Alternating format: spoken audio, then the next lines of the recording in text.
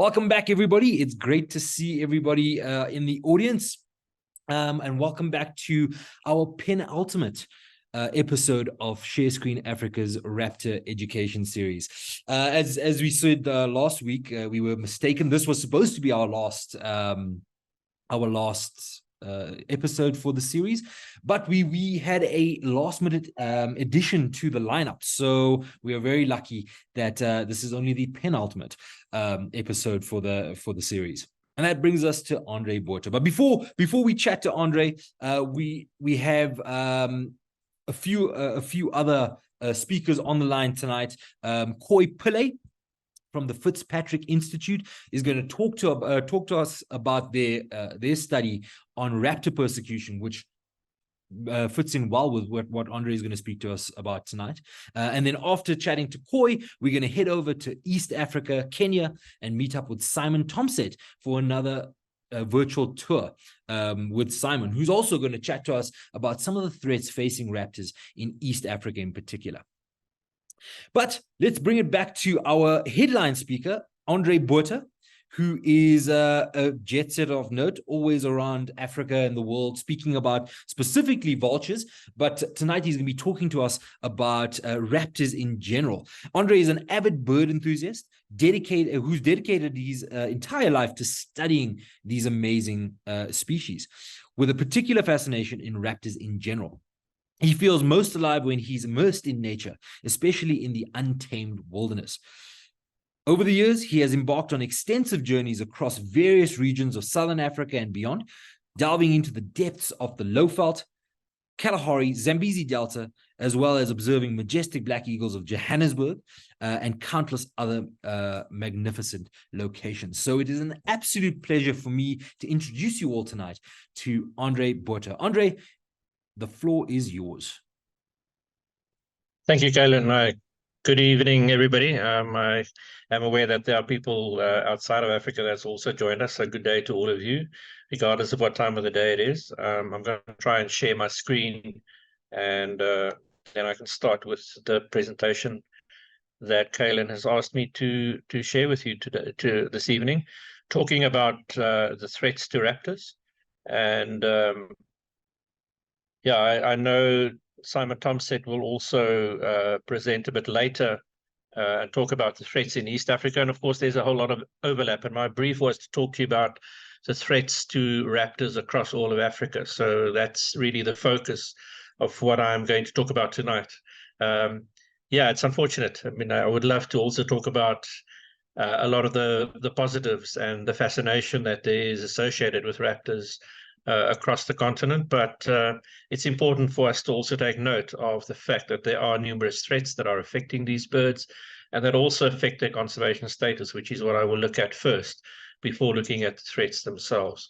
Unfortunately, with the time allowed, I'm not going to have too much time to talk about solutions and the conservation actions. And of course, there are many conservation projects focused on raptors on the continent.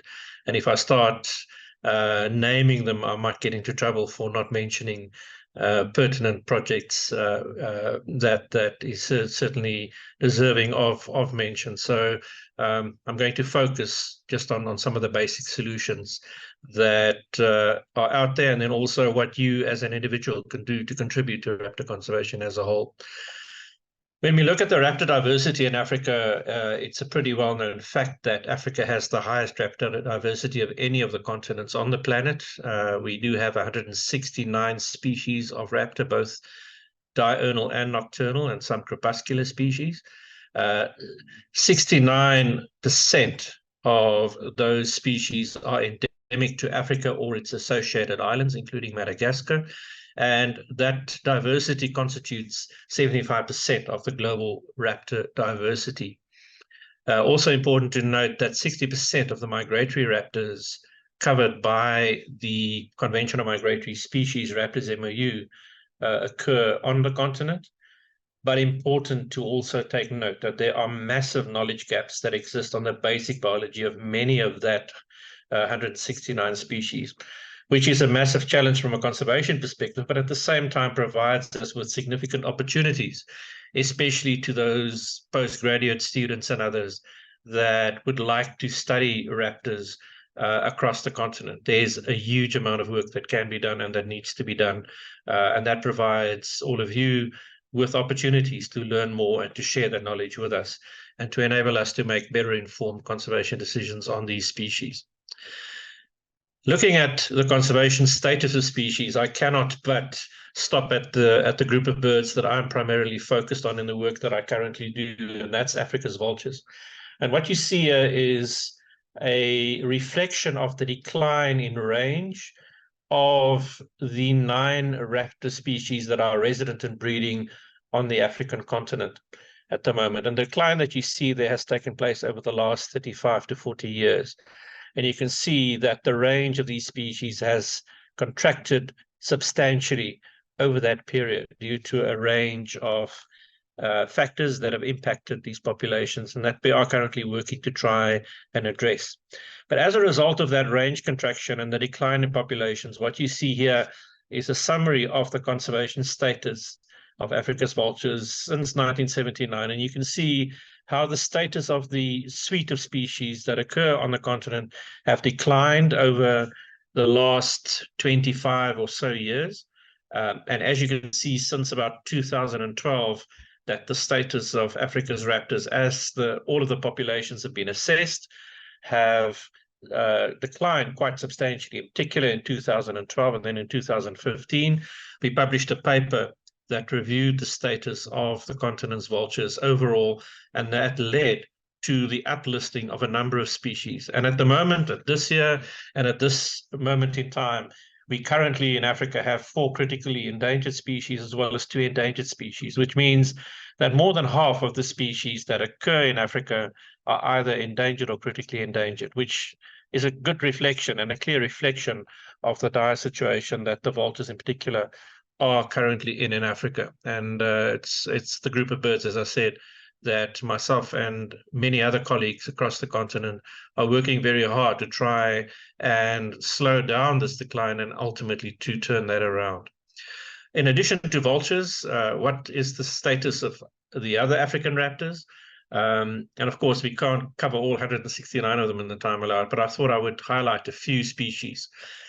The first species that we will look at is the Madagascan fish eagle, which is endemic to Madagascar and quite typical of many raptor species that occur on the associated islands surrounding Africa, but also some species that are isolated through habitat, for instance, isolated forest patches, etc.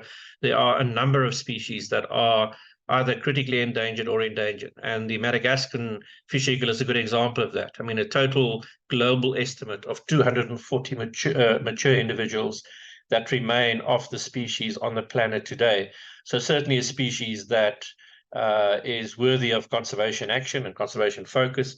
And it's one of the primary conservation species that the Peregrine Fund, for instance, is focusing on working on in Madagascar per se. When we move to mainland Africa, even some of the better known species of raptors, people are often surprised to learn that these species are really very highly threatened. A good example of that is the Martial eagle, which is one of the largest raptors on the African continent. Interesting this morning when I looked at tried to get a global population estimate on the IUCN Red List of Threatened Species, it basically says that it's unknown. There isn't even a clear estimate of how many individuals of the species is left in Africa. So it's currently listed as endangered, and that uplisting took place about 2 years ago, same as the Bateleur eagle also. There's no clear or accurate estimate of the population of this highly charismatic and probably one of the most attractive raptor species in Africa available at the moment, and it's also currently listed as endangered. Likewise, the secretary bird, probably one of the most characteristic and easily identified raptors on our continent. The current estimate, though, at least there is an estimate, but look at that large range. The estimate is between 6,700 and 67,000 individuals left on the African continent. And I'm sure that many others that do spend a lot of time in the field would agree with me that this species is in a way, disappearing in front of our eyes in our own lifetime. I mean, at the moment, when you drive through areas where historically they would be almost guaranteed to be seen on any sort of road trip, in the Highveld, in the grasslands, for instance, in the bushveld in certain areas and so on. In many places now, you could drive for hundreds of kilometers without seeing a secretary bird. And this species is certainly in trouble as well. And then we also need to consider the endemic species to the continent. This is the black harrier that occurs predominantly in the Western Cape, Eastern Cape, and then also migrates into the Highveld grasslands, with a current global population estimate of between 250 and below 1,000 individuals left in this population. So there's no doubt that many species, raptor species in Africa, are facing extinction if we don't conserve them and implement concerted efforts to conserve them. Good news is that there are projects underway to try and conserve many of these species in certain areas. But when you look at it from a continental perspective, there's a huge amount that needs to be done more, and we need to cover geographically the continent far more comprehensively than what is currently the case. So people then say, so what are the threats? And I think we don't need to look too far in terms of finding what the source of the threats are. Most of the threats that affect raptors are anthropogenic, if you want to use the higher level term, but mostly human-induced threats that are impacting raptors. What you see on your screen here is a map from the Multi-Species Action Plan for the Conservation of African Eurasian vultures that we compiled and published in 2017. I've just extracted the range of threats for the 4 regions of Africa that we came up with when we did a workshop to assess the threats to vultures in particular on the African continent. But when you look at the list of threats, it's basically the same threats that also affect other raptors. There might be slightly different priorities for the other raptor species, but the threats that are listed there for the various regions are still very relevant and applies to other raptor species on the continent as well. And if we look at those, as I said, it's very much human-driven. And I do travel extensively, as Kaelan have said, working in 18 countries across Africa at the moment. And wherever I go, whenever I arrive in a country, and I've not been there for a while, I am struck by the rate of expansion and sprawl of urban and other human settlements across the African landscape. And this, of course, leads to the destruction, the fragmentation, and the loss of suitable habitat that raptors can exploit. Yes, it's true that there are some species of raptors that have adapted to human activity and to human habitation. In many of the urban areas in Africa, species like spotted eagle owls and some of the accipiters have adapted well and are thriving in man-dominated environments. But it's also true that most of the raptor species are specialists, and many of them do require relatively unspoiled natural habitats to exist in. So the few species that have adapted are great to know about, but it's of much more concern that many species have been affected by human activity. On the one hand, humans expanding and destroying landscape to find place to live and to establish housing and other sorts of developments, but also large areas of natural vegetation have been transformed to provide in the need for humans as far as food production is concerned. I mean, what you see here is an aerial photograph taken from the Crocodile River that borders the southern part of the Kruger National Park to the south towards Eswatini. When I first worked in this area in the mid-1980s and early 1990s, most of what you see in front of you was natural vegetation, open savanna, bushveld, where large numbers of raptors were found and occurred, even outside of protected areas. Most of that has now been transformed to agricultural land that provides in the production of various agricultural products. And it's an example of how things have changed over many parts of the continent. This is commercial agriculture, but also subsistence agriculture has had similar impacts elsewhere on the continent.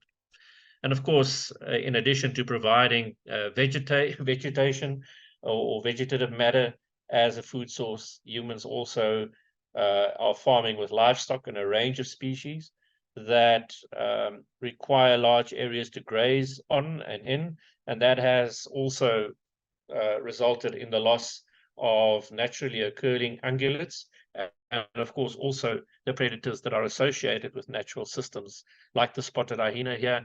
Many of the other large predators are now largely confined to some of the larger protected areas across the continent.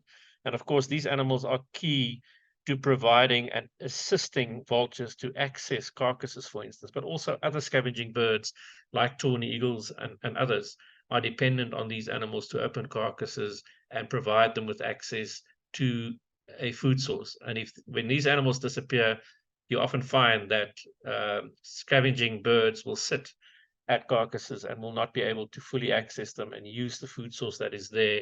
And those carcasses break down through other means rather than the efficient service that scavenging birds like vultures do provide. And of course, you also do get direct persecution of raptors. It is known that species like this Vero's eagle, martial eagles, and others do take livestock from time to time, and are often in certain areas where their natural prey has been depleted, will be more prone to do so. And what then often happens is that livestock owners will, in an act of persecution and trying to protect their livelihoods, will use measures such as what you can see there, these traps, that can maim and permanently disable raptors and kill them outright.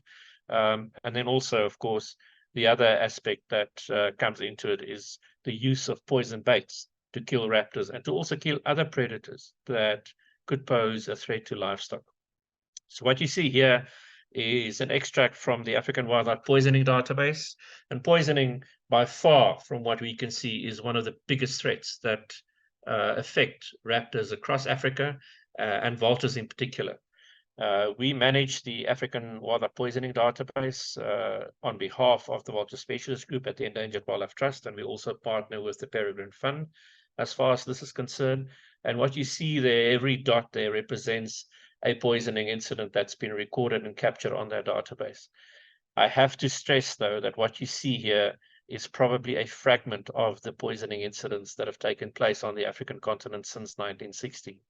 If you want to find out more about the scale and the scope and the species that are affected by poisoning across the African continent since about 1960, you can go and access the summary of mortalities, etc., and you can go and see where poisoning is more prevalent countrywide. But I'd like to sort of bring your attention to the figures that you can see in the top right-hand side there of the screenshot of the dashboard of this poisoning database. At the moment, we have information on more than 1,500 poisoning incidents that represents more than 45,000 animal mortalities. Of those mortalities, more than 30% or more than 1/3 are represented by vulture mortalities. In other words, vultures being killed by poison. And by far, this is the group of animals that's most severely affected by poisoning. But of course, we know that other species of raptors are also targeted, either intentionally or unintentionally, by various means of poison, which I will try and summarize briefly for you here. Rodenticides is something that many people do use in an urban setting, but also in more rural areas, where due to various practices or the lack of suitable hygienic practices, you often do have rodent outbreaks. And when people do feel the consequences of that, the first thing that they tend to try and use as a solution to solve rodent problems is the use of rodenticides. And these very often anticoagulant types of chemicals that are used have a very significant secondary poisoning effect, where species like this barn owl that you see on the image there, other raptors, but also species such as reptiles, snakes, and even mammalian predators do, if they feed on enough of these poisoned rodents, will suffer from secondary poisoning and ultimately will die a rather gruesome and agonizing death as a result of secondary poisoning by the use of these rodenticides. And that is certainly something that we as individuals can do something about, which I'll talk about later. But other types of poisoning also related to human-wildlife conflict. This is just an illustration of what can happen and what has happened in a number of poisoning incidents. And what you see here is a classic case of human-wildlife conflict, where in this case from Tanzania, this herdsman suffered the loss of one of his cattle, killed by a lion. To try and prevent further loss of his herd, he would then lace that individual animal that was killed by the lion. The lion would come back, feed on that carcass again, and then when the lion gets killed, all of the other animals that you can see at the bottom of this infographic are the species and the individual animals that have been poisoned after they fed either on the poisoned cattle carcass or the poisoned lion.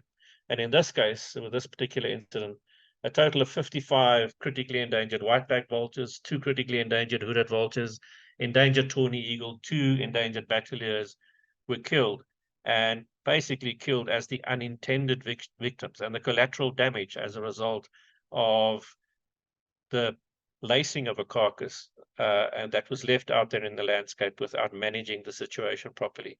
And this is a situation that occurs regularly, and has occurred in virtually every country that I've been working in Africa over time, and regularly does occur, and affects raptors quite severely. Another type of poisoning that we have identified is associated with the trade in certain wildlife products, in particular, in the case of what we call sentinel poisoning, is the deliberate poisoning of elephant and other charismatic animals that are killed for products like ivory, in the case of lions that are killed for claws and teeth, etc. And those carcasses often are left out there in the field and sometimes deliberately poisoned by the illegal hunters. And the reason they do that is to deliberately eradicate the scavenging birds such as vultures, battaliers, and tawny eagles that could potentially indicate the presence of carcasses on the landscape to law enforcement staff, rangers, and others. What you see here is one of the first incidents that we recorded in Southern Africa in 2013 of a poached elephant that was killed.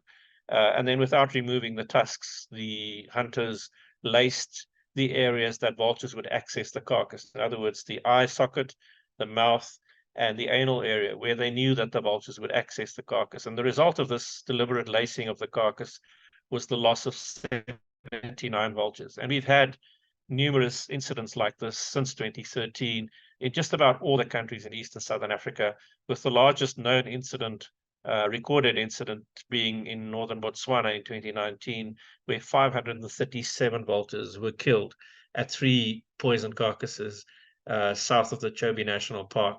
And there's another incident in Zambia a year or 2 later during the COVID outbreak, where we estimate that more than 1,000 vultures were killed in this manner in a single incident. So the scale of these losses are massive. And of course, raptors and vultures in particular being slow breeding birds, losses like this and of this scale is immense and will not be recovered for probably decades, if not centuries, before these populations can recover. Another type of poisoning that also takes place is where people deliberately place out poison baits to kill raptors for trade in the body parts or the whole carcasses of these animals. Very much targeted towards vultures, but also species such as tawny eagles, battaliers, and others that are specifically targeted. And poison is the hunting tool of choice. The biggest incident that we know of this type of hunting, an illegal take, took place in Guinea-Bissau in 2020, where in a single incident at 4 sites in the country over a period of about 10 days, 2,500 hooded vultures were poisoned. And those birds are then harvested, and the body parts or entire carcasses are then sold into the belief use trade, where people use certain parts of these animals in the belief that the possession of these animal parts or even the consumption of these animal parts enable them to do certain things that they otherwise won't be able to. In other words, they acquire the qualities or the capabilities of the animals by using these spots. And in the case of vultures, it's very much associated with clairvoyancy and predicting future events.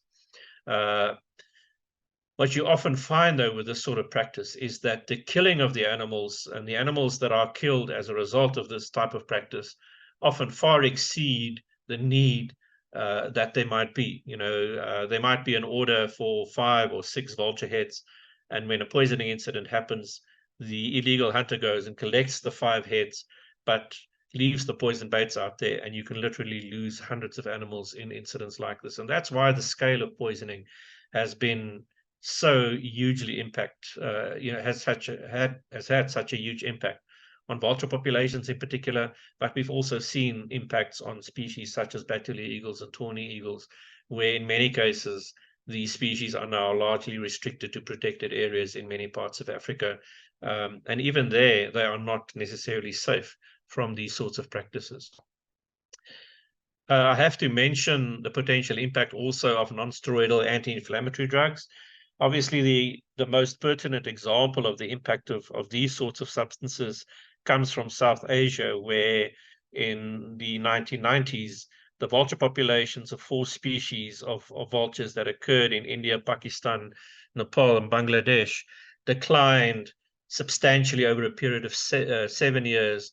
The vulture populations crashed from literally millions of individuals to less than 20,000 individuals of those 4 species, due to the introduction of a single veterinary drug in that part of the world that was introduced to assist cattle owners in caring for their animals better, but without the authorities being aware that the substance that they introduced into the landscape had a significant impact and was highly toxic to vultures. And when vultures would feed on the carcass of an animal that was treated by a substance such as diclofenac, aceclofenac, etc., those animals and the vultures that would feed on carcasses such as those would die within 48 hours. And that's what caused that cataclysmic decline in vulture populations there.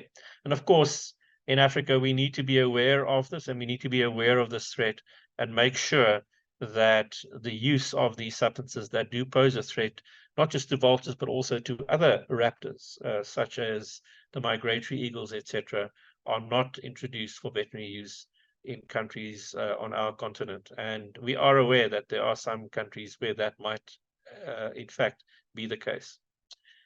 Lead poisoning is something that is probably worth a talk all by itself, but in particular in countries where there is a significant amount of hunting activity taking place, whether it's recreational, whether it's commercial, and then also where in areas where there is quite severe poaching of large game populations through the use of military ammunition, there is a significant risk of lead poisoning affecting a range of species that might scavenge on the hunted carcasses or the remains of carcasses, or gut piles that are left out in the landscape that scavenging birds such as raptors and vultures can feed on, and that can affect them quite severely. Lead is also one of the accumulative substances that can accumulate in the body over time.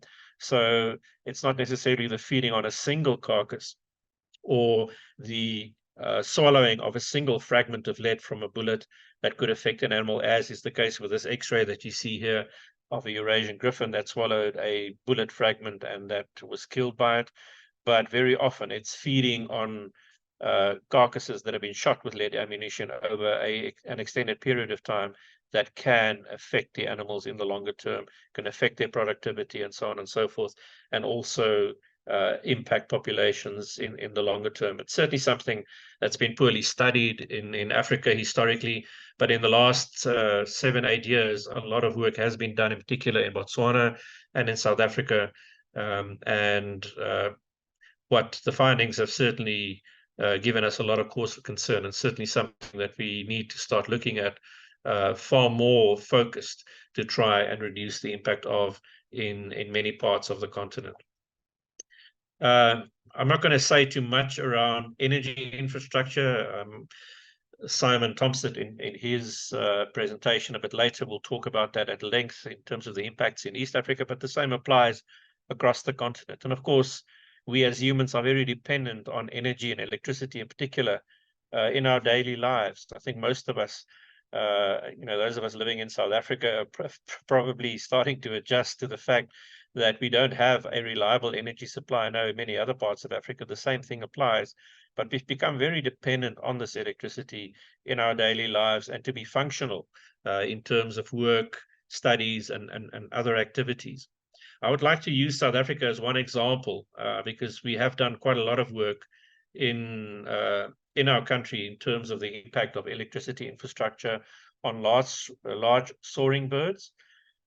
This is just an illustration of the transmission network, the larger pylons and the major transmission lines that carries energy across the landscape. At the moment, there's about 40,000 kilometers of these transmission lines in South Africa. And what you see here is the distribution network of power lines in South Africa. And that the estimated distance is about 400,000 kilometers of power lines that traverse the landscape in South Africa. And that, of course, does have an impact on soaring birds, both through electrocution or animals being shocked by the electrical lines, and then also by the lines being very, very difficult to spot when birds are on the wing and flying, especially when they're foraging and looking down on the ground. They tend to collide with these lines. And what you see here is some statistics that we've collected at the Endangered Wildlife Trust, working in partnership with the electricity utility in South Africa. And you can see the scale of impact in terms of the number of mortalities on the power lines in South Africa since 1996 until about 2011. And you can see that it's relatively significant, especially if you consider that in many areas, vulture and raptor populations are quite low, and mortality numbers like that is quite significant. And it certainly is important for us to take note of this. I think one of the worrying things, though, is that South Africa, in an African context, is one of the very few countries that actually can quantify the impact of energy infrastructure on raptors and vultures in particular. Very few other countries in Africa can provide this sort of data. And very often, when you try and mitigate against the impact of a threat like electricity infrastructure, one of the first things that the utility will ask you is, so what data do you have to support your statement that electricity infrastructure is impacting large soaring birds like raptors? And I think it's important that we should look at and work towards other countries in Africa also starting to assess, measure, and determine the impact of energy infrastructure, such as power lines and also power generation plants on raptors in particular. And of course, you can't talk about energy without looking at the so-called green energy that is starting to spread and expand in many parts of Africa. Know of substantial energy developments in terms of wind energy in East Africa, in Kenya. There are plans afoot, and there are already turbines in place in countries such as Ethiopia, in North Africa, along the coast, in Morocco and Algeria, etc. Extensive wind energy plants that are already in place. And then also in Southern Africa, there have been extensive developments of these wind farms, as they are known. But it's also very well known that these wind turbines do have a significant impact potentially on the populations of large soaring birds like raptors and vultures. To give you an example, a country like Spain, that also has an extensive network of these wind farms, loses more than 1,000 vultures a year to wind turbine mortalities. And it's important for us in Africa to take note of this and to make sure that when these facilities are built and sited, that they are placed in areas where they pose a minimal risk to raptors and vultures.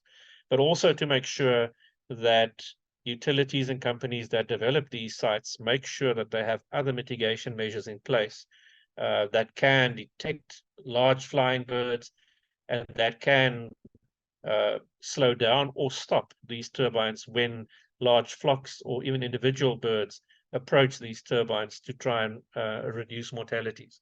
And of course, there are also options to try and look at alternative designs that don't need turbines that can kill these soaring birds and they don't pose a threat as well. So that's something else that can also be looked at. So yeah, as these developments expand and grow, and as the number of turbines grow, it is very likely that raptor populations will be impacted quite significantly. Dr. Rob Simmons published a paper a couple of years ago on the potential impact of wind turbines on black harriers in South Africa in particular, and estimated that at the current rate of loss, with the number of wind turbines within the range of the species, that the species could potentially, if you lose 5 individuals a year over the next 50 to 100 years, is that the population of black harriers, if you consider other threats that also impact the population, could be close to extinction in 100 years from now, if not less. Of course, there are other types of collisions that raptors are also affected by. I'm pretty sure that many of you have, while you've driven along the side of a road, have at times found raptors, and in particular owls, entangled in barbed wire fences. These animals, once they've zoned in on prey to kill, they do often get entangled, and then when they hang there helplessly, they either die of stress or hunger, or from the injury sustained from being caught up in these wires.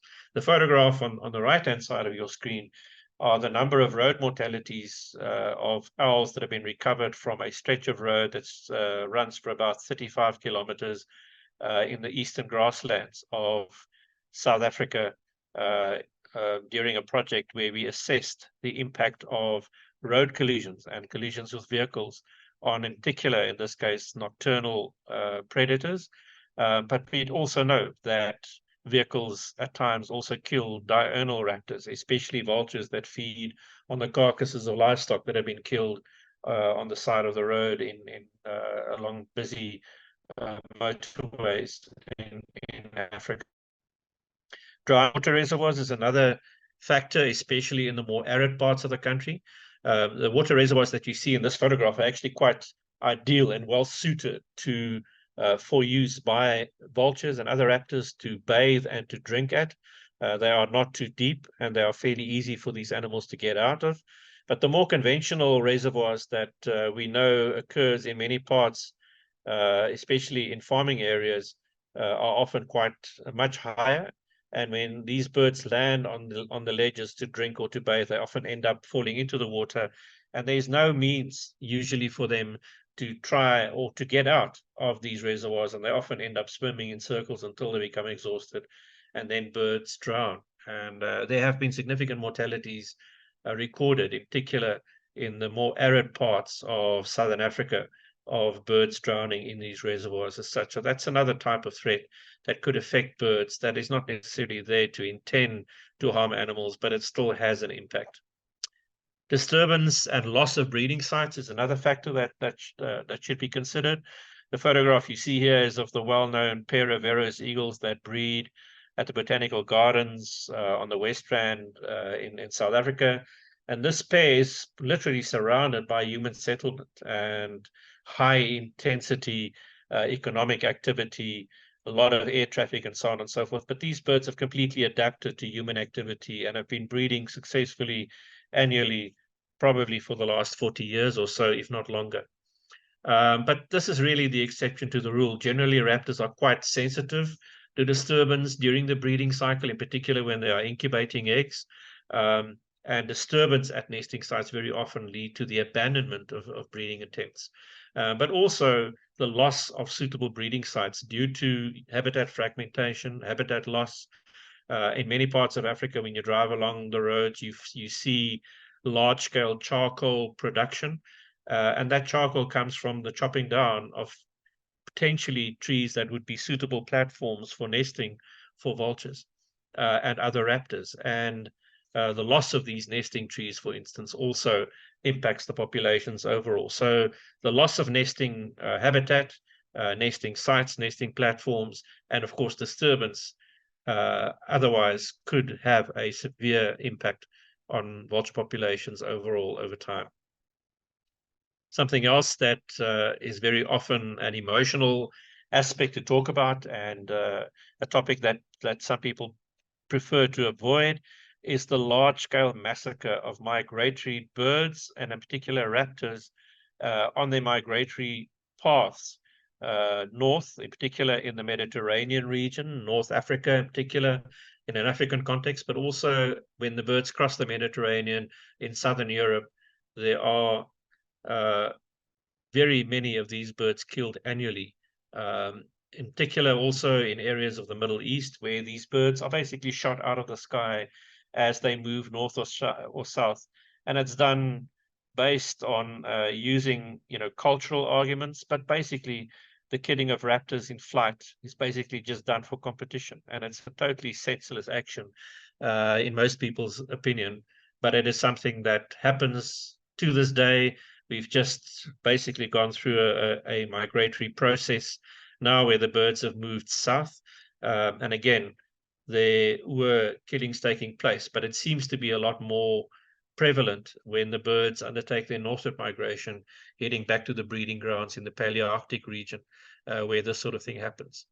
The same applies to species such as these Amur falcons that you see here, that were hunted quite extensively in Nagaland in India up until about 2015, 2016, when successful conservation intervention by the Indian government and a number of NGOs resulted in this sort of harvest of these migratory falcons almost being completely stopped in India.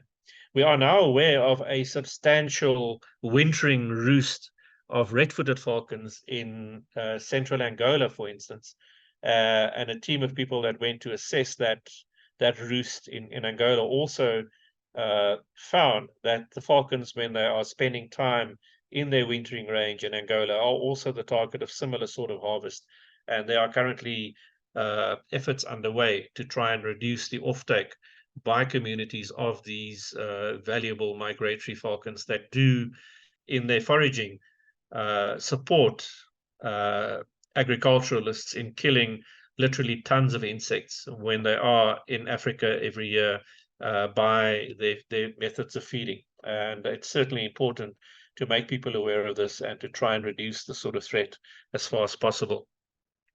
Something else that is very often underestimated is the live trade in raptors and also egg collecting. And I think probably the most well-known case of that in recent times is that of this individual in the photograph, who I will rather not name, but this individual was arrested at Heathrow Airport in the UK, carrying a total of 19 unhatched eggs and also 2 hatchlings that apparently hatched while he was in transit between South Africa and the United Kingdom on a flight.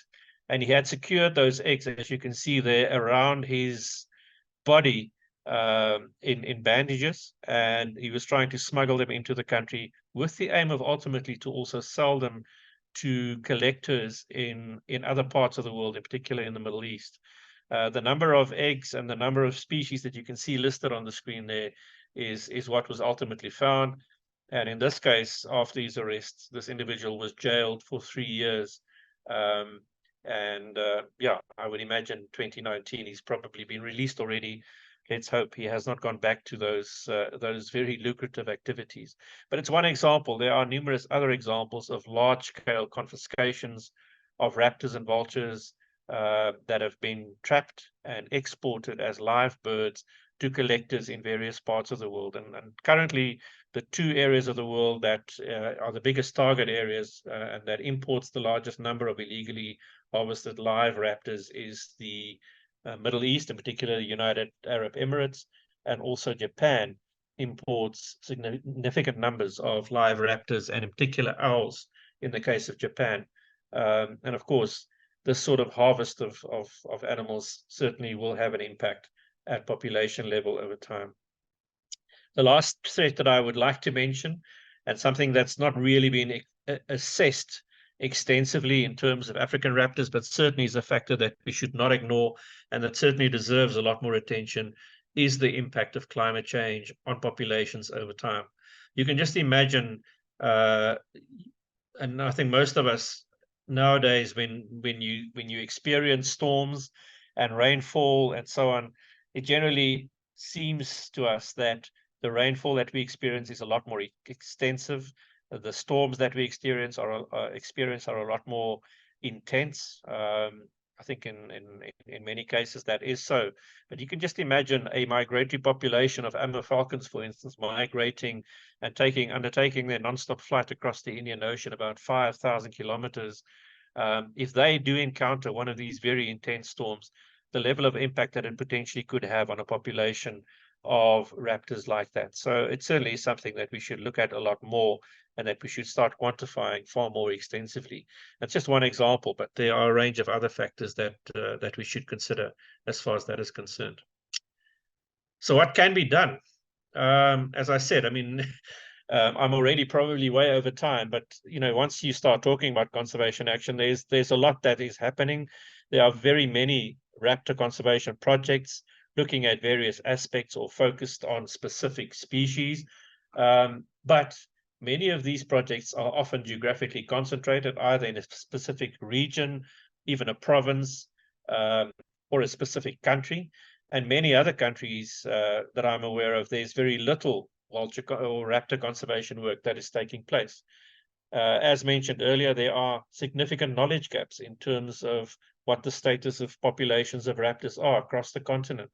And of course, there are very limited resources and capacity as far as constructively and comprehensively conserving raptors across the continent also. And of course, something that aggravates this is the lack of cross-border cooperation very often, and coordination of conservation action. That's often essential, especially with regards to migratory raptors and species that cover large distances and that cross international boundaries at will. And of course, one of our challenges as raptor conservationists is to find the resource and to find the capacity on a continent that is blessed with so many large charismatic species that we compete with. Think about elephants, rhino, all of the mammalian carnivores, pangolins, etc. We have to compete with all of those taxa and species to find the resource to do the conservation that is needed. But in my opinion, probably the most important is that we need many more African raptor champions across the continent that can work and speak on behalf of raptors to try and conserve them far more comprehensively. There are a number of initiatives that are currently underway to try and develop this. But I think one of our bigger challenges is to find people that really have the interest to conserve vultures better, and not just vultures and raptors in general across the continent. It is a significant challenge to find people to do that and develop that interest and drive and passion for the conservation of raptors across the continent. But we certainly are working very hard to try and change the situation, and we've had some successes in a number of places across the continent. And of course, I don't want to end up and just talk about the negatives and the impact of the threats. There's always room for positive thought and for hope. And I think one of the best examples in an African context that I can share with you at the moment is the fact that this species, the Cape vulture, has over more than 100 years has declined quite substantially, and was, as recent as 2015, listed as endangered on the IUCN red list of threatened species. But we have conducted a substantial assessment of the population of the species since then. And looking at the current trends, I'm happy to say that many of the large vulture or Cape vulture colonies where the species breeds are probably currently, since monitoring has started, at the highest level in terms of active breeding pairs across the range of the species. Yes, it still faces challenges, and yes, there are still impacts, but I'm glad to say that 2 years ago, the IUCN decided, with input from people across the range of the species, to downlist the species from endangered to vulnerable, which for us is a very, very positive signal. But it's also as a result of 50 years of concerted and coordinated conservation work by a wide range of organizations, both government, NGOs, private entities, private landowners, individuals, etc., that contributed to bringing about this change over time. But it's certainly something that we can emulate and that we can duplicate across the continent, not just to the benefit of vulture species like this, but also other raptors that are facing similar threats that we probably in some ways are just not aware of in terms of the declines that have taken place. And then the last thing that I'd like to cover is people often ask the question, what they in their personal capacity can do to conserve and to contribute to the conservation of raptors. And I think this poster produced by ShareScreen really summarizes this very well. Your contribution can be in terms of reporting all of your raptor sightings, reporting the location of active raptor nests to registered programs such as the Global Raptor Impact Network, for instance. You can download the app and you can record all of your raptor sightings. And I can assure you that all of those bits of information that you collect and submit to these large-scale databases do contribute and improve our knowledge of the distribution and the status of vulture and raptor populations across the continent. And in fact, as far as GRIN is concerned, across the planet. So you can make a contribution by just doing that.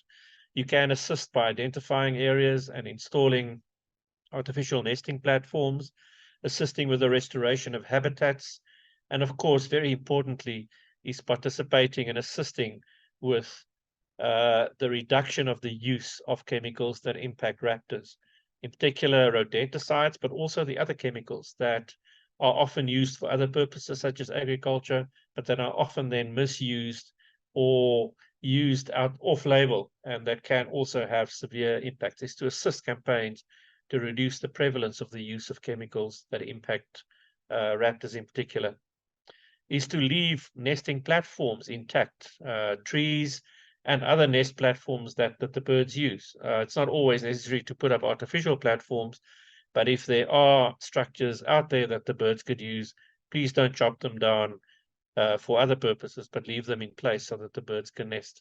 And the same with threats such as the water reservoirs and tanks, either cover them or put structures in place that the birds can climb out and escape and fly off once their feathers have dried out. And then be on the lookout for people that either through hunting, poisoning, or other practices, such as the collection of eggs and the hunting of or the collection of live animals, persecute the animals, kill them, or collect them and remove them from natural habitats for the illegal trade. Be on the lookout for that, report that to the relevant authorities, and try and ensure that something is done to prevent these sorts of practices from happening. So in short, that's what you can do. And yeah, that's a summary of the threats that affect raptors. And of course, this is not comprehensive. There are others, but I think it's important to just focus on the most pertinent threats that affect raptors on the African continent. Thank you very much for listening, and apologies for running over time as predicted. I did warn Kalen and his team that if you ask me to start talking about raptors and vultures in particular, that I often tend to lose track of time. So hopefully you found what I had to share with you of interest and of value. Thank you very much. Andre, thank you so much for that talk. It's always a pleasure to listen to you speak about raptors. So we really don't mind you going over time a little bit. Yes, you know, it is one of those things. Threats are when we get onto the threats of raptors, it's so disheartening, but it's so good to hear some of the work that people like yourself are doing all over, not only Africa, but all over the world to try and keep these birds in the air. So thank you. We're so grateful that you took the time to come out. And one of the things that you mentioned is getting young Africans involved in raptor conservation, and we are super fortunate to have the next speaker, Koi Pillay, which is a young African researcher that's taken up the call. And so let's hear about their research on African. Fine.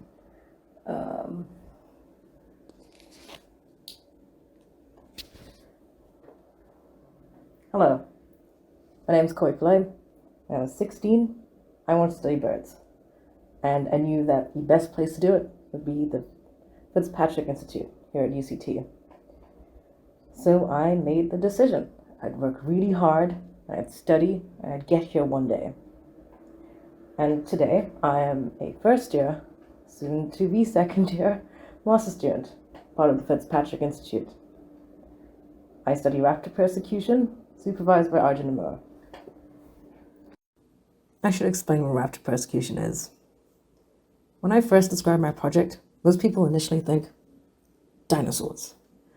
And most people are often quite disappointed when they realize velociraptors are not involved. Raptors are carnivorous birds that actively hunt and feed on other animals. This includes eagles, hawks, falcons, vultures, and more. Due to their predatory nature, these birds tend to get into conflict with people often, when they predate on our livestock, on our game animals, and when they sometimes predate on our pets. As a result, people kill raptors to prevent these losses. Although raptors are slow-breeding birds, and after extreme persecution, they cannot recover their populations, leading to population declines and local extinctions. The official title is Raptor Persecution, a systematic review and investigation of the true extent of persecution in the UK. The thesis has two parts to it. The first is a systematic review to explore the state of research on raptor persecution. This type of review will allow insights into the progress of research in raptor persecution and identify gaps in our knowledge. The objective is to understand what research has been conducted, where, how, and in what form. In the second part, we plan to find an estimate for the actual number of raptors killed due to raptor persecution in the UK. The UK has the biggest human-raptor conflict involving red grouse hunting. Let's get into this now. A systematic review creates a database of current literature. We employed 3 steps in creating our database. The first being identification, where we created a search string with certain terms in it that we then put into Web of Science. And Web of Science uses those search terms to scan papers and retrieve them for us. This yielded 1,421 papers. The second was screening, and this was broken into 2 parts. The first being title relevant, where I read all the titles of the papers and excluded all the ones that did not relate to raptors. This gave us 504 papers.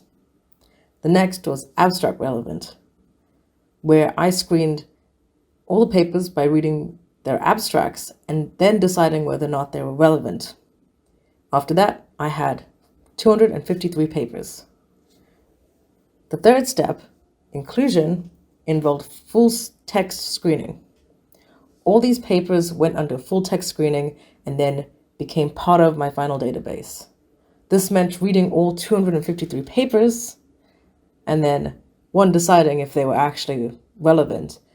And then once I decided that, finding the raptors that were involved, the prey species involved, the country where the research was done, but also deciding if the paper looked at whether or not it was finding solutions to these problems and to these conflicts or employing solutions, and various other data points.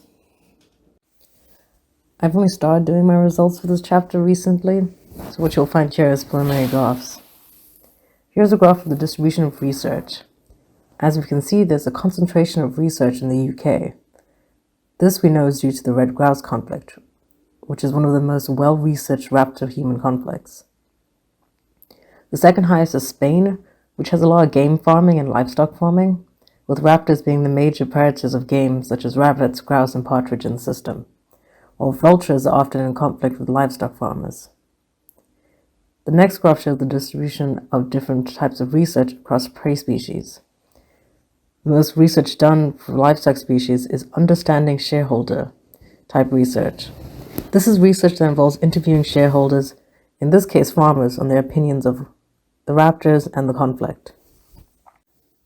My research has no fieldwork, which seems nightmarish to most people, and I will admit it did make me a little bit miserable sometimes. But what is incredible about computer-based research, such as this thesis, is the accessibility.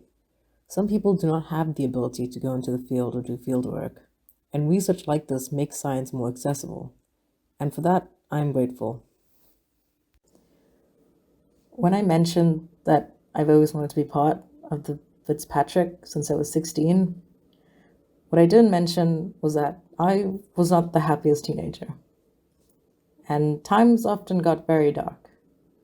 But I distinctly remember reminding myself that one day I'll get to study birds at that university on the mountain in the third best ornithological institute in the world. And things seemed just a little bit brighter, at least for that moment. And I think I often forget how desperate those times were, and how much clawing it took to get to where I am, physically and mentally. But right now, I want to really let that sink in. That I did it. That I made the 16-year-old me proud. And there is still so much I want to do. Fantastic. Thank you so much, Koi, for sharing your experience with us. And we're so glad to have you as part of our Raptor champions in Africa. Cool. I think it's time to head all the way over to East Africa to join our resident Raptor specialist, Simon Tomset.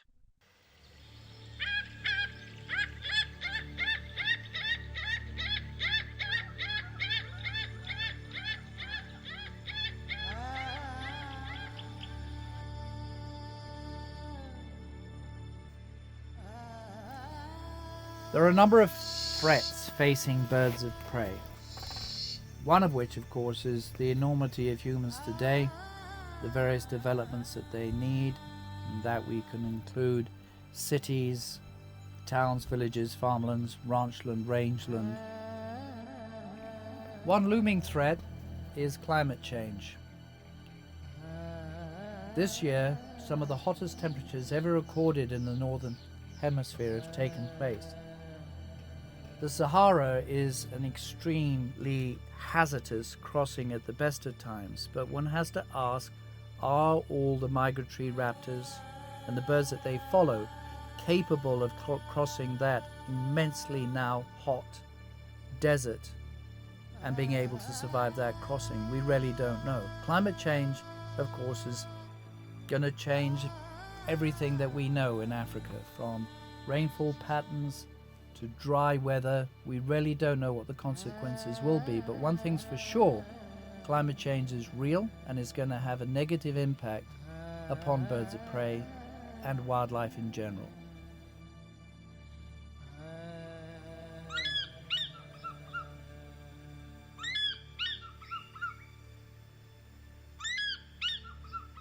Poisoning is another threat. We're very familiar with the poisoning of large carnivores that ends up poisoning vultures. Often forgotten is the poisoning of tawny eagles, steppe eagles, and battler eagles, and other birds of prey that also scavenge.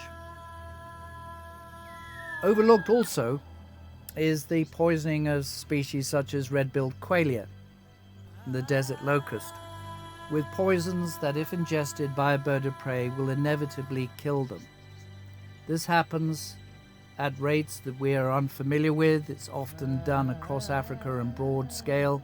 We're unfamiliar really with the extent of the poisoning of red-billed quail and locusts and unable to keep ahead of that loss. But it is certainly extremely significant to the killing of small migratory falcons and other resident raptors that will eat opportunistically dead and dying quail and locusts. Poisoning in the famous way of, say, Silent Spring, of the organochlorines, making eggshell thinning. These are actually being largely overlooked across Africa. We just simply don't have the means to examine at that close detail the eggshell thinning and reproductive disorders that many of the pesticides, not just the DDT, PCBs, and other organochlorines can do, but now an incredible cocktail of different kinds of other pesticides being used. We really don't know the subtle changes in reproduction that may be taking place. Of the numbers of threats facing birds of prey, certainly the developments of humans, the human expansion, human population growth has changed landscapes from natural landscapes into man-made landscapes, and at the expense of, obviously, of most wildlife. And raptors are no different. We can see massive landscapes today traveling thousands of kilometers whereby we do not see nature as it used to be. Thus, there are very few raptors. There are some raptors, however, that profit. And these are called synanthropic animals. They like animals. They like man-made landscapes. They like farmlands, and they profit from them. You plant gum trees, exotics, and you've got black sparrowhawks nesting in them, bat hawks, Ayers hawk eagles. It's actually quite incredible how resilient birds are and how opportunistic some of them can be. But not all of them. Probably about 25% of raptors can cope with a certain density of humans and profit, but often at the expense of other raptors, more sensitive species. That is a huge, significant impact upon raptors, not only human development, but those raptors that actually like humans, but to the exclusion of others. Other synanthropic animals which have taken over in human landscapes can have massive effect upon raptor populations, and they include famously baboons, Egyptian geese. Baboons can multiply literally many times greater than their natural population, and they have a devastating effect upon wildlife in general, in particular raptors, who have nests that baboons climb to and destroy their reproductive success year after year. One can go on about the various different species of animals that can actually interfere with the natural, normal holding capacity of raptors. The other thing that we need to talk about in threats: persecution. Human persecution in Africa is really extremely high. In many cases, raptors are just considered as pests, like snakes. Those working in snake conservation will lament that persecution is extremely high, to the point whereby it can result in the extinction of species just from that single cause alone. Unfortunately, in Africa, very few people see the benefits of birds of prey, and certainly persecution in every form, from shooting, from trapping, to deliberate poisoning, to cutting down nest trees, is extremely important.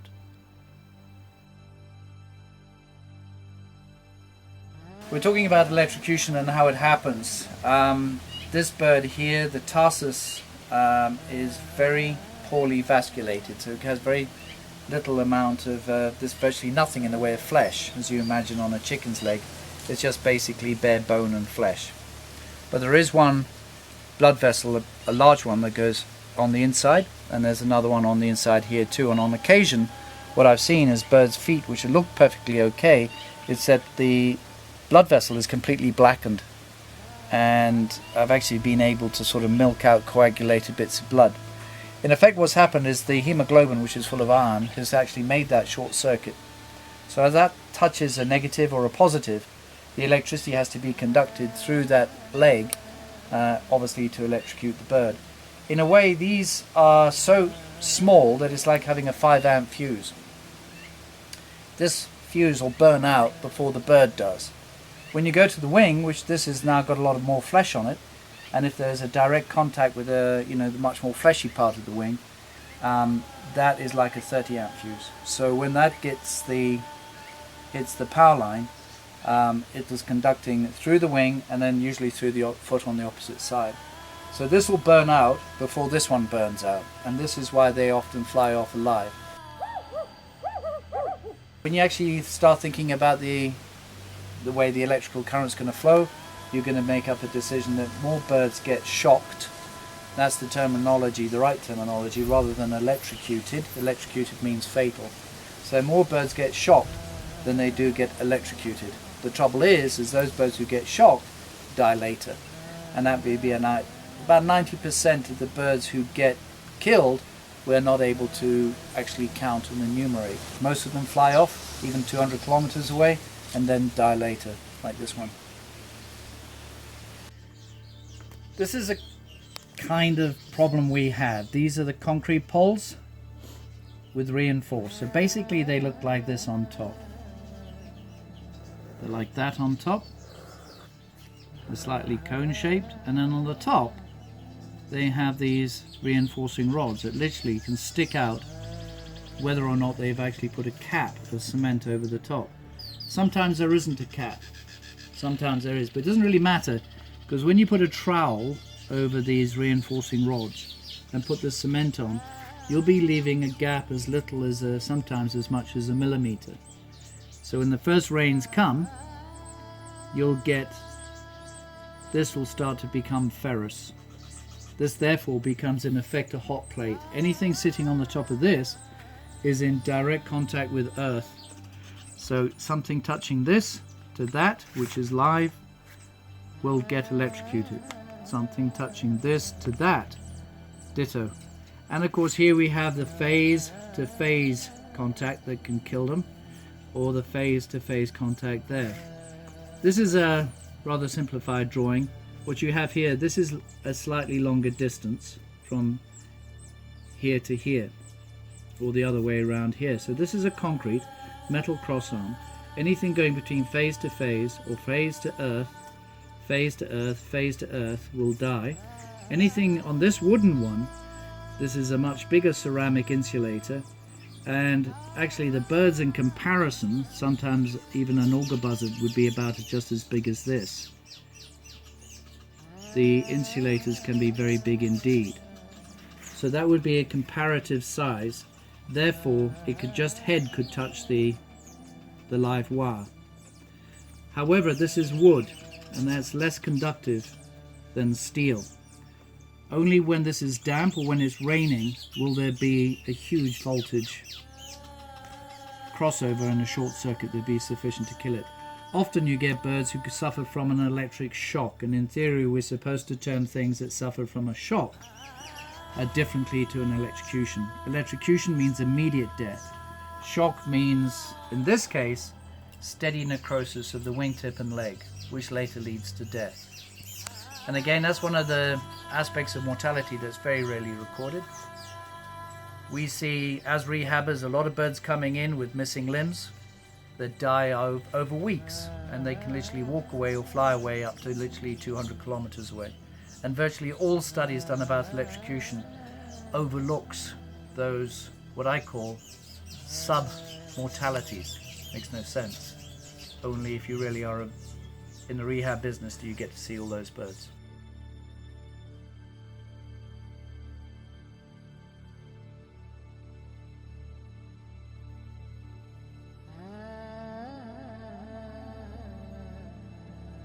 So those are some of the threats. The thing is, what can you do? Well, one thing, don't be complacent and think it's the job of other people to do. It isn't, it's your job. For example, something as simple as water tanks, open reservoirs, drown thousands of animals every year, particularly in large farms, ranches, conservancies, and even national parks. They should be covered. Poorly made water holes that are sheer walled also kill thousands of animals, particularly birds and birds of prey. That alone can be one of the major causes of mortality for martial eagles and vultures, such as once in Namibia. Lobby your government to stop electrocuting birds of prey and other wildlife needlessly. Not a single bird needs to be electrocuted. Make a noise about it. In particular, we may suffer from power cuts, often the result of electrocuting a bird that makes a short circuit. Go and do something about it. Talk at your county government level or your senior government level to make electrocution in particular a non-issue. Make those power lines safe. If you see large pane glass windows, in particular on lodges, wildlife areas, with scenic panoramic views, but they are constantly being hit by a barrage of birds who die on impact, do something about it, and a small little decal is not enough. Make sure that these buildings go in with those ideas in mind. even the smallest amount of persecution. If you see people throwing a stone at an owl, just try to stop it. If you see a bird of prey that is in need of help, it's got a broken wing, don't just disregard it, but try to find somebody who can look after it and take care of it. So people may ask, why do you bother about individuals? Well, in some places only individuals are left. For example, in Kenya, it would be extremely difficult to imagine that there's more lammergeiers, bearded vultures, than the fingers of one hand. If you save one, you're saving a significant proportion of the entire population. And journeys always begin with a single step anyway. The idea of actually getting physically involved means that you become part of that lobby group, part of that group of people who are concerned. The very few who are actually going to have a real deep concern and probably going to be an educator yourself. Get involved in birds of prey, get interested. Birds of prey cannot be confined to the tiny areas under protection of our national parks and conservancies today. They can only survive if they're allowed to survive alongside you.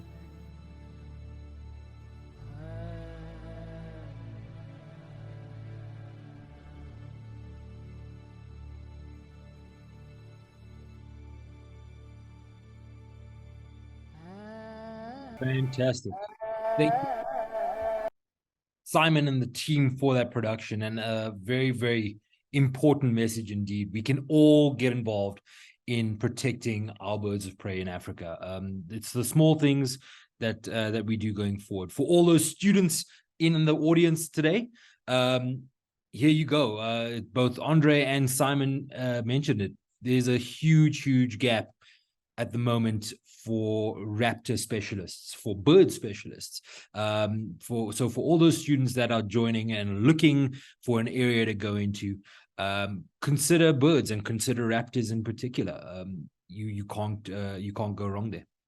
So thank you again to our speakers. It's always so good to hear from you guys. We still have a little bit of time for questions. If there's any questions at all, please feel free to ask them. You can do it either by asking the questions in the chat themselves or raising your hand. I see Johan has his hand up. You want to kick us off there, Johan? Let me lower that. Kaylin, I would just like to take the opportunity to mention a young lady in the audience tonight called Holly Mitchell. I think the stars aligned for us to cross paths with her, in particular for her and Holly Magog to cross paths. The work that she did as a young filmmaker here, it really elevated this series, and it changed the nature of it. I think Simon Tomset is one of the most singular and unique individuals that you're going to meet in conservation. And to have the privilege to, through the eyes of Holly, to visit Simon at his home every week was just immense. So Holly Mitchell, thank you so much.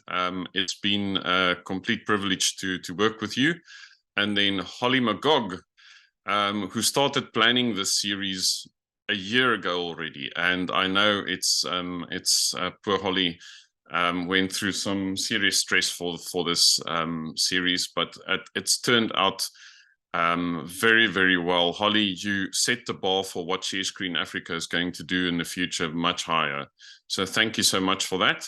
And then I would also just like to say, Kaylin, thank you so much. It's incredible that as a host, we can have a raptor specialist.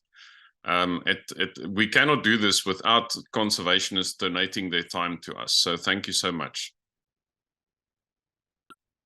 No, it's my absolute pleasure, Johan, and to the team, Holly, Moret, it has been an absolute pleasure working with you guys. I've enjoyed this series thoroughly, and we've had an opportunity to speak to so many specialists in the field that are just phenomenal and inspiring individuals. So it has been phenomenal.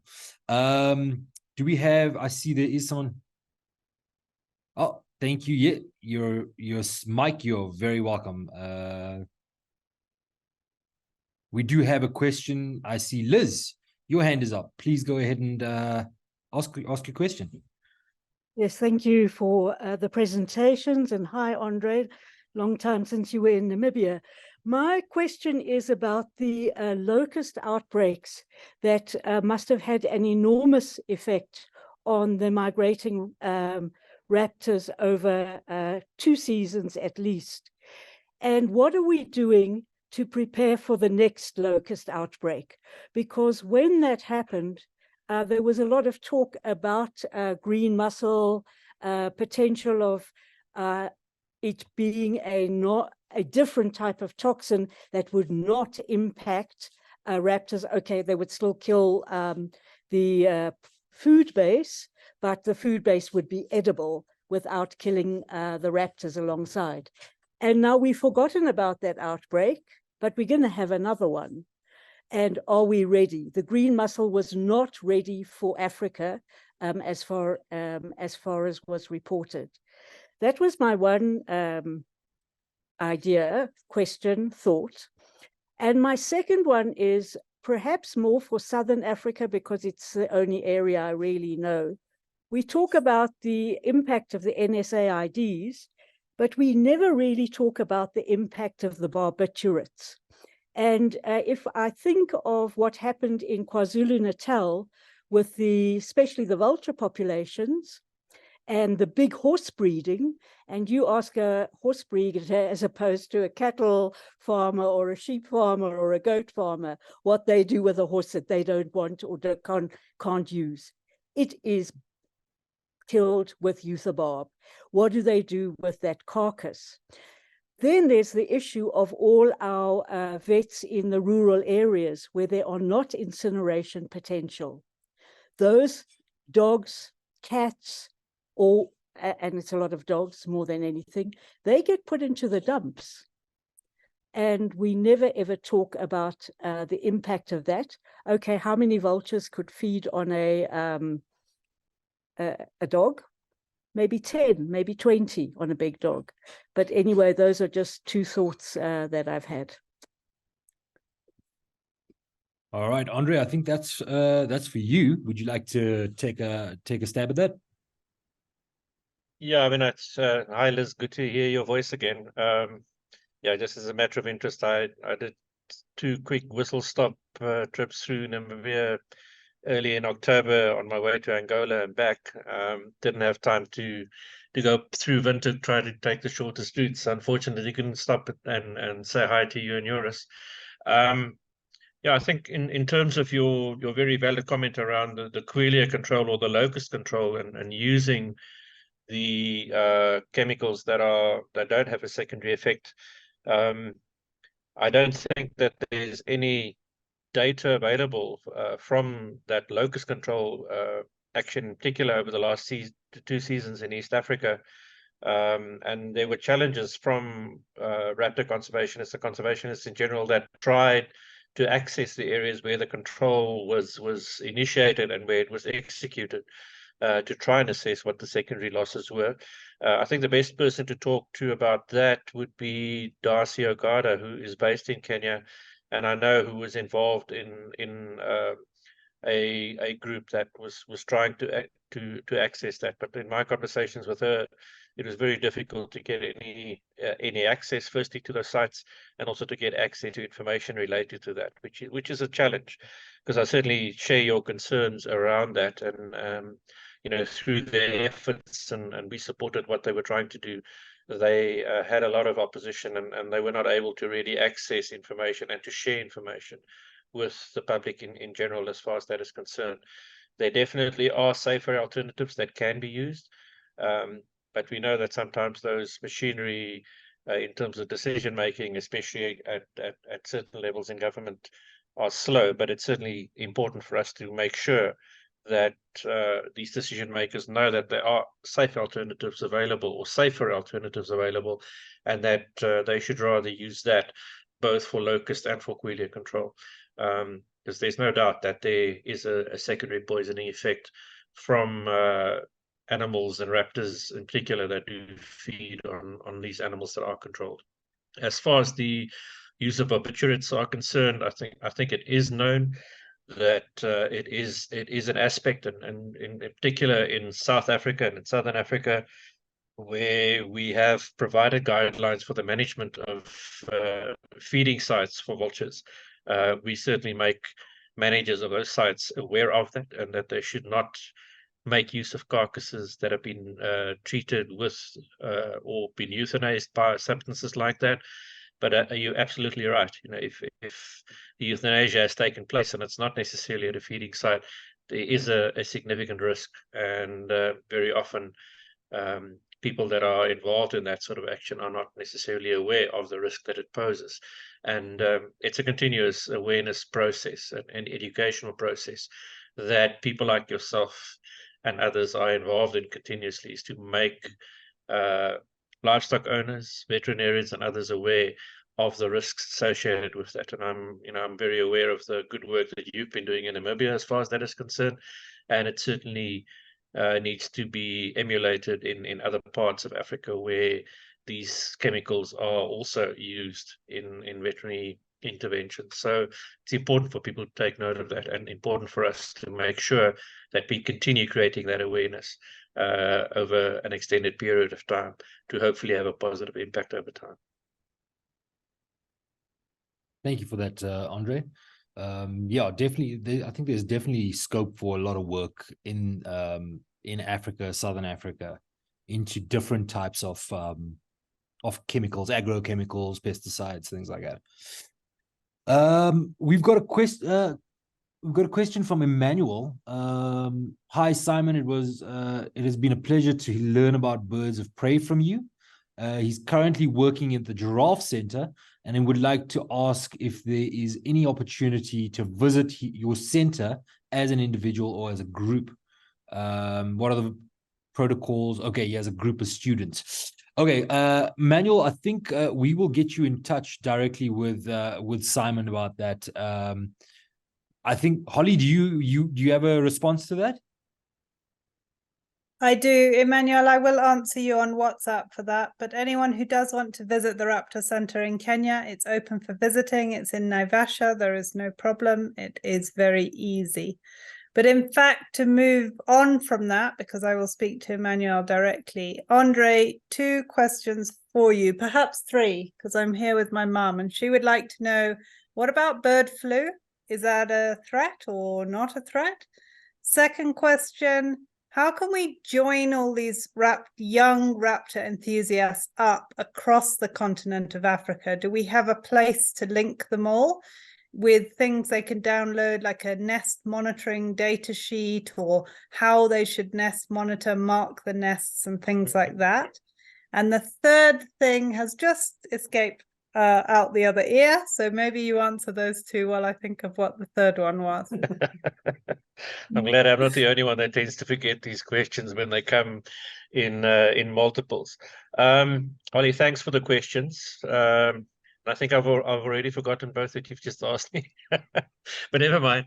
The first one, or the second question that you asked in terms of guidelines as far as monitoring is concerned and so on, certainly there are protocols available. And of course, they do vary from area to area, but they're generally fairly consistent as far as that is concerned. So I would suggest that people that are interested in knowing more, the Birds of Prey program that I used to manage at the Endangered Wildlife Trust a few years ago, together with a couple of academic institutions, published guidelines on the monitoring of raptors in Southern Africa as a whole, looking at a range of monitoring techniques that can be used. It sort of varies from road counts to nest monitoring to aerial surveys using either fixed wing aircraft or helicopters, nesting, or monitoring different type of nesting platforms, cliff nests, nest monitoring, tree nests, and so on and so forth.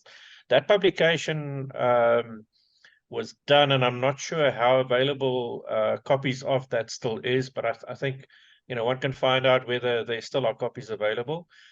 We also at the Birds of Prey program published a number of raptor information leaflets that should be available electronically, that you can also access and that you can look at. I would suggest have a look on the Endangered Wildlife Trust's website first. But if you do get stuck, let me know, and I can see what I can do to provide you with some of these protocols as such. And yeah, now you need to remind me on about the network and how people can engage. I seem to recall that a number of us back in the mid 2000s, under the leadership of Munir Varani, who was then based at the Peregrine Fund in Kenya, we put together a African raptor listserv, which is basically just an email group that facilitated contact between raptor biologists, and believe it or not, some of us were still relatively young raptor biologists in the early 2000s.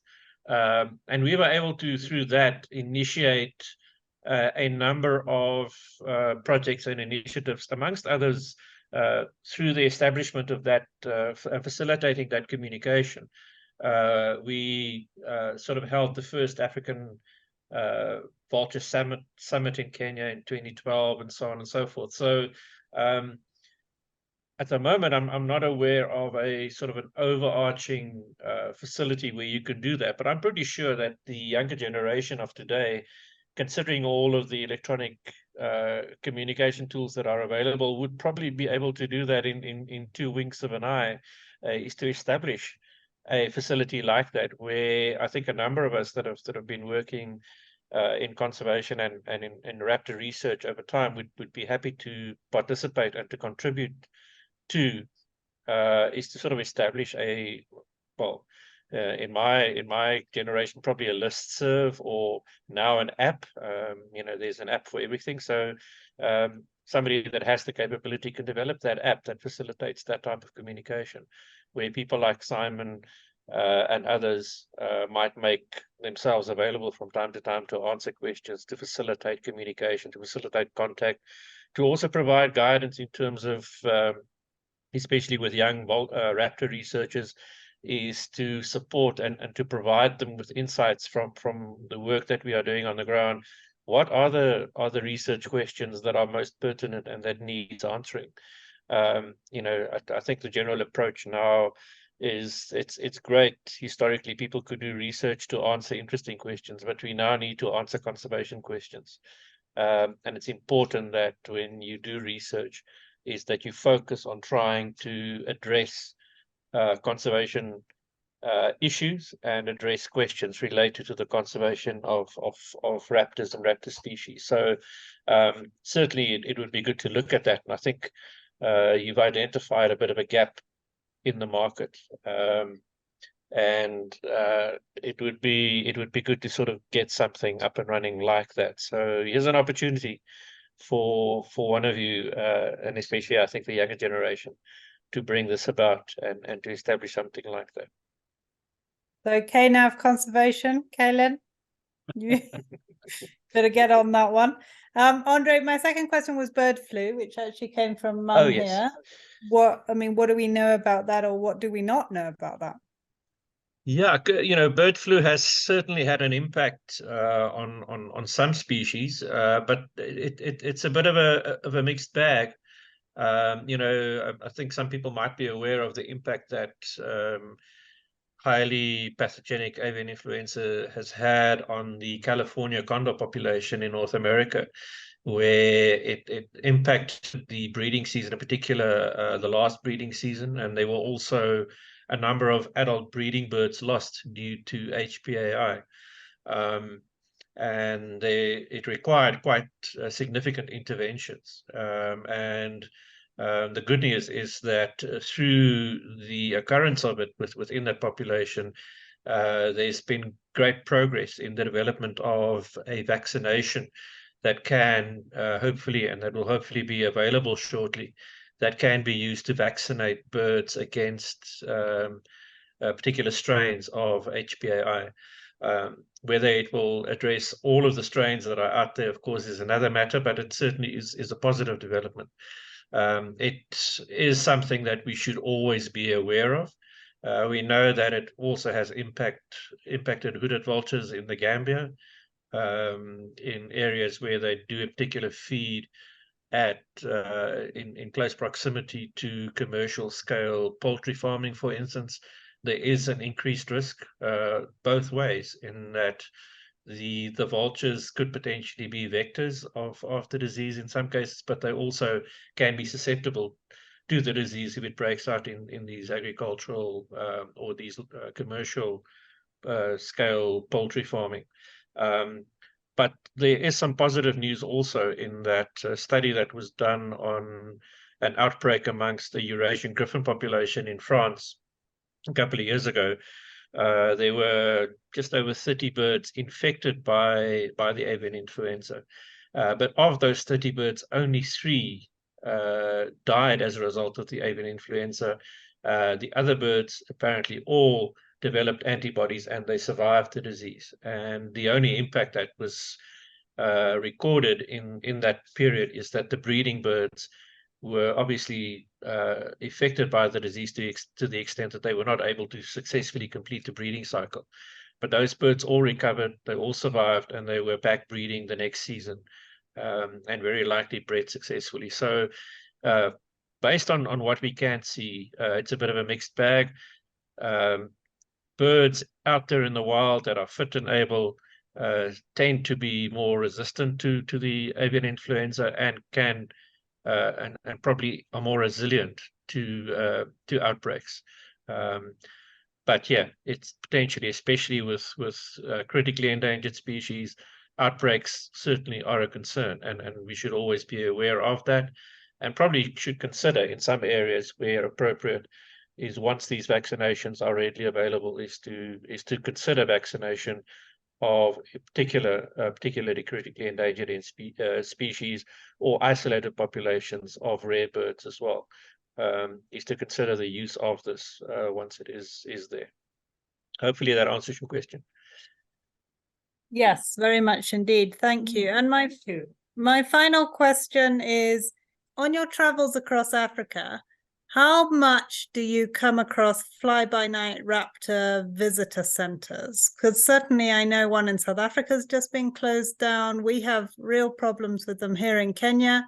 The more people become interested in raptors, then locals decide that they can open a center, and then they go and catch them, and they don't know how to house them or keep them. Do you see that as a problem, or this is just an education thing, few and far between? Well, I mean, there certainly are cases, and you know, over the years, sort of working in the conservation sector, specifically focused on birds, you do know of you know, institutions like that. In particular, in South Africa, there've been a few in one or two other of the Southern African countries.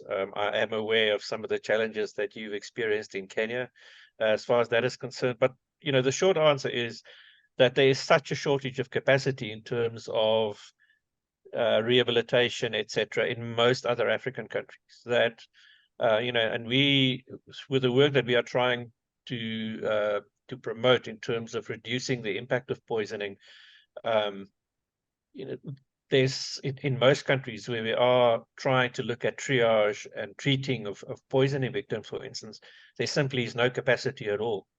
And that's why I think the other important need when it comes to that is, you know, where people have an interest, is to try and promote that people receive proper training, that they receive proper accreditation, and that I would rather see people establish facilities where the rehabilitation, the treatment, and so on is done ethically, is done correctly, and is done to the benefit of the birds, than to try and close people down where they can potentially make a positive impact. But I fully understand your concerns, and I'm very aware of some of the institutions that certainly you know, are not managed effectively. And it's good to see that there are structures that are now in place where people are talking to each other again across various countries to set standards, to look at best practices, and then to promote those best practices, and to ensure and to promote that people are properly trained and skilled that are working in that field. And I think it's critical. But from my perspective, there's much more of that skill and capacity needed across the continent, because in many areas, many birds die that could be saved, not just from poisoning, but also from other threats, that people with proper training, the proper facilities, and the ability can make a difference. And we need much more of that than what is currently the case. Yeah, no, certainly Simon was talking at one point of how amazing would it be to have, you know, trained people for poisonings, especially vultures, just like we go and get our first aid certificate and our wilderness first aid certificate. Could we not do vulture poisoning certificates so we have more people? But I will leave it there because I see Liz has her hand up. So thank you, André, for a great presentation. Thank you. Thanks, Holly. Liz, would you like to ask your question? I wanted to respond to Holly about the what we've just done in Namibia, and we're not finished with the process, is we have just about rewritten our Animal Protection and Welfare Act.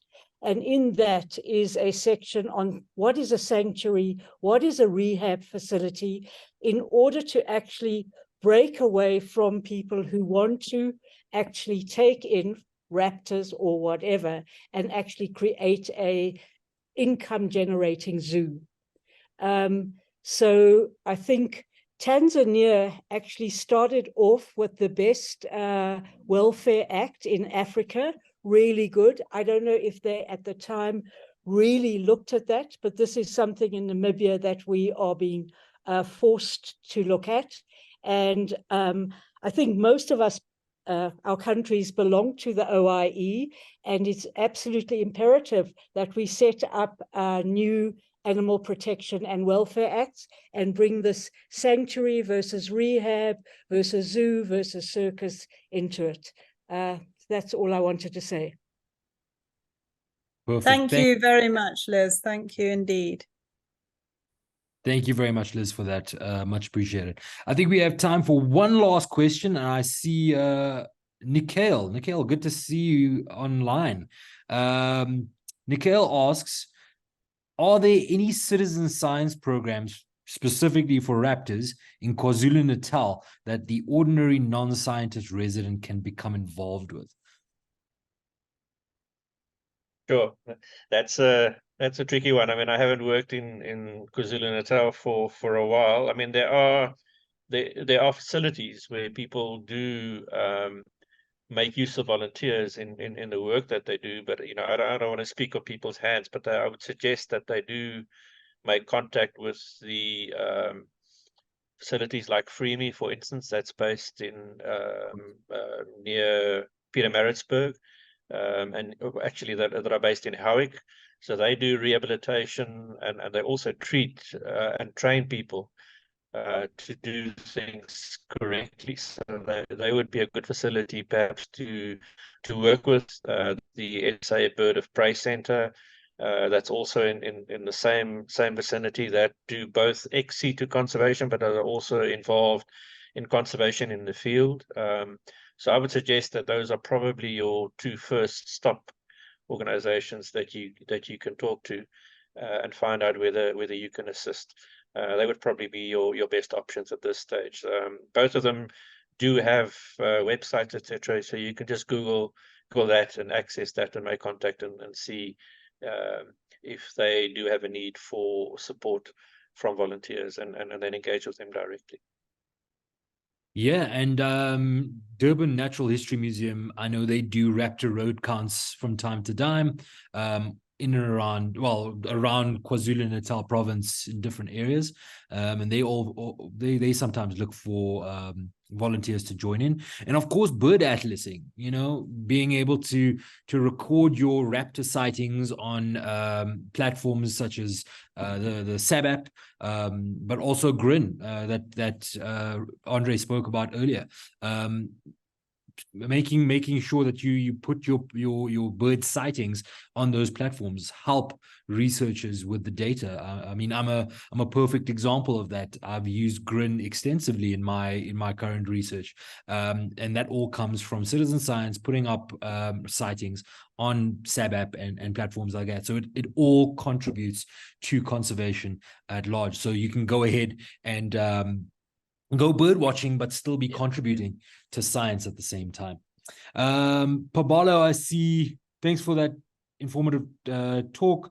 Co-asked Nikhil's question. Any raptor programs in Pretoria? Yes, same thing.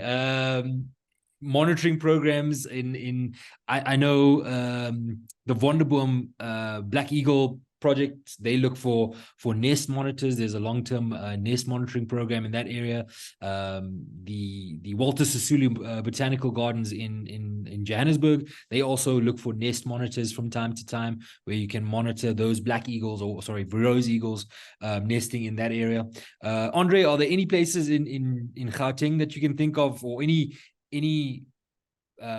what's it called, citizen science projects in Gauteng that people can get involved in? Well, yeah, I mean, it's not a regular thing, but there used to be surveys of grassel habitats, looking at sort of breeding pairs. I'm not sure whether that is still up and running, but that's coordinated by Gauteng Conservation, by the ornithologist there, Craig Whittington Jones. And then, of course, they're also similar to KZN. You have the 6-monthly car counts that also counts raptors together with other large birds. There are numerous routes, both in Eastern Gauteng and elsewhere, also in areas like Northwest, where I know a number of people based in Gauteng participate in these car road counts and contribute.